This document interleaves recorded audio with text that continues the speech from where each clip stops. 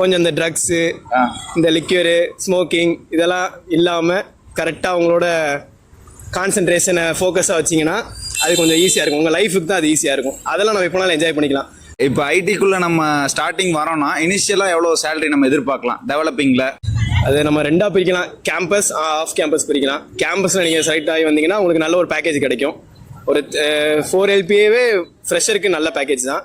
அதுக்கு மேலேயும் கிடைக்கும் நீங்கள் நல்லா எஃபர்ட் போட்டு வந்தீங்கன்னா. இப்போ ஆஃப் கேம்பஸ் போயிட்டீங்கன்னா கொஞ்சம் கஷ்டம். படிக்க வேண்டிய நேரத்தில் கரெக்டாக படித்து, விளையாட வேண்டிய இடத்துல விளையாண்டுட்டு, ஜாலியாக இருக்க வேண்டிய இடத்துல ஜாலியாக இருங்க. ஆனால் கேம்பஸ் அந்த மாதிரி விஷயத்தில் ரொம்ப இதுவாக இருந்துடாதீங்க. அது ஒன்று தான் நான் யங்ஸ்டர் சொல்கிறது.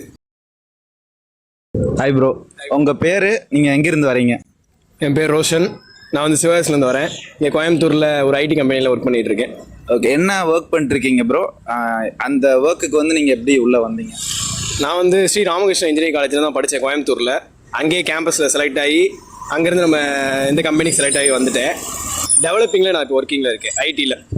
ஓகே, டெவலப்பிங்கில் ஸ்பெசிஃபிக்காக என்ன ஒர்க் பண்ணிகிட்டு இருக்கீங்கன்னு சொல்ல முடியுங்களா? நம்ம இந்த ஆப் டெவலப்மெண்ட் இருக்குல்ல, இப்போ இந்த மாதிரி இப்போ கூகுளில் நம்ம போயிட்டு ஏதாவது ஒரு ப்ராடக்ட் பற்றி நம்ம கேட்டோம் அப்படின்னாலும் அந்த ப்ராடக்ட்டை வந்து நம்ம டைப் பண்ணோன்னே அது வந்து இன்னொரு இடத்துக்கு போகும். அவங்க வந்து நம்ம வந்து அப்ரூவ் பண்ணுறது, ரிஜெக்ட் பண்ணுறது, உங்களுக்கு அடுத்தடுத்த பேஜ் வரும்ல. ஒரு இதுக்குள்ளே நீங்கள் கிளிக் பண்ணோன்னே அடுத்தடுத்த பேஜ் வர்றதுக்கு நாங்கள் வந்து இது பண்ணுவோம், ஸ்பெசிஃபிக்காக எந்த இடத்துக்கு அது போகணும் அப்படிங்கிற மாதிரி.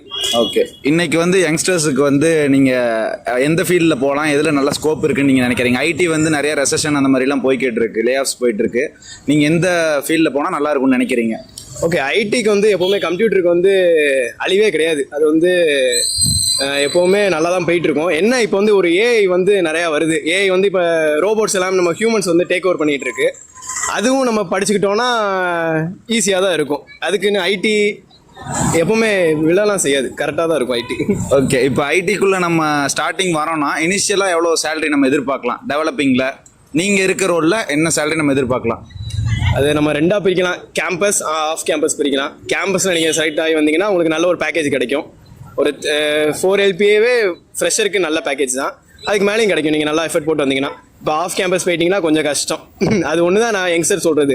படிக்க வேண்டிய நேரத்தில் கரெக்டாக படித்து, விளையாட வேண்டிய இடத்துல விளையாண்டுட்டு, ஜாலியாக இருக்க வேண்டிய இடத்துல ஜாலியாக இருங்க. ஆனால் கேம்பஸ் அந்த மாதிரி விஷயத்தில் ரொம்ப இதுவாக இருந்துடாதீங்க. அதில் வந்து கான்சன்ட்ரேட் பண்ணி கரெக்டாக கேம்பஸில் செலக்ட் ஆகி வந்தீங்கன்னா உங்களுக்கு பிரைட் ஃபியூச்சர் இருக்குது. அப்புறம் இன்னொரு அட்வைஸ் பண்ணணுன்னா, இந்த இப்போல்லாம் எல்லா காலேஜ் ஹாஸ்டல்ஸ் எல்லாமே ரொம்ப இதுவாக இருக்குது. கொஞ்சம் இந்த ட்ரக்ஸு, இந்த லிக்யூரு, ஸ்மோக்கிங் இதெல்லாம் இல்லாமல் கரெக்டாக அவங்களோட கான்சன்ட்ரேஷனை ஃபோக்கஸாக வச்சிங்கன்னா அது கொஞ்சம் ஈஸியாக இருக்கும். உங்கள் லைஃபுக்கு தான் அது ஈஸியாக இருக்கும். அதெல்லாம் நம்ம எப்போனாலும் என்ஜாய் பண்ணிக்கலாம். ஆனால் காலேஜில் படிக்கும்போது கரெக்டாக கேம்பஸ் வெளியே வந்துட்டிங்கன்னா உங்கள் லைஃப் பிரைட்டாக இருக்கும். ஓகே, நீங்கள் வந்து ஃபியூச்சர் ஆஃப் ஐடி என்ன எதிர்பார்க்குறீங்க? அதாவது ஃபியூச்சரில் வந்து ஐடியில் தான் நீங்கள் இருக்க போகிறீங்களா, எல்லாம் ஐடியை நம்பி உள்ளே வரலாமா? அதுக்கு ஐடி நம்பி வரலாம் ப்ரோ. ஆனால் உங்களுக்கு ஒரு 10 years கழிச்சு, 15 years கழிச்சு அது போர் ஆயிரும். மேக்ஸிமம் ஒரே கம்பெனியில் இருக்க பார்க்காதீங்க.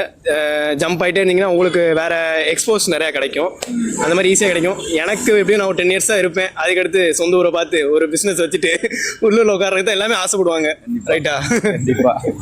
அப்புறம் இப்போ ஏஐடிஎஸ், ஏஎம்எல் கோர்ஸ் எல்லாம் வந்துட்டு இருக்கு பார்த்தீங்களா? அதனால கம்ப்யூட்டர் சயின்ஸே நிறைய பேர் ப்ரிஃபர் பண்ண மாட்டேங்கிறாங்க. இப்போ அது நம்ம அந்த சைடு நம்ம போகணுமா, இல்லை கம்ப்யூட்டர் சயின்ஸ் படித்தாலே ஐடியில் இதாக முடியுமா? இல்லை, அதாவது இன்ஜினியரிங் பொறுத்த வரைக்கும் சிஎஸும் ஐடியும் தான் இருக்குது. அந்த 2 கோர்ஸும் நம்ம எது படித்தாலுமே ஐடிக்குள்ளே வந்துடலாம். ஈஸி தான், அதுவும் நம்ம படிச்சுக்கணும். இப்போ எதெல்லாம் நம்ம வந்து டெவலப் ஆகிட்டு இருக்கோம் அந்த இதில் நம்ம கான்சன்ட்ரேட் பண்ணி படித்தோம்னா அதுக்கும் நம்ம உள்ளே வந்துடலாம் ஈஸியாக. ஓகே, இன்னைக்கு இப்போ நீங்கள் பார்த்துக்கிட்டு இருக்க ஜாப்ல வந்து நீங்கள் சாட்டிஸ்ஃபைடாக ஒரு 5க்கு எவ்வளோ ரேட்டிங் கொடுப்பீங்க? 5 out of 5 தான். ஏன்னா நமக்கு இப்போ வீக்லி 2 days லீவ் கொடுத்துட்றாங்க, Saturday Sunday.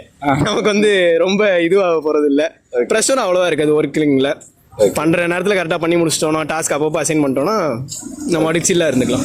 Okay okay bro, okay, thank you so much. Follow பண்ணுங்க, கண்டிப்பாக டாக் டவுனை ஃபாலோ பண்ணுங்கள். அதை பெரிய லெவலில் கொண்டு போங்க. All the best for your team. Thank you so much bro.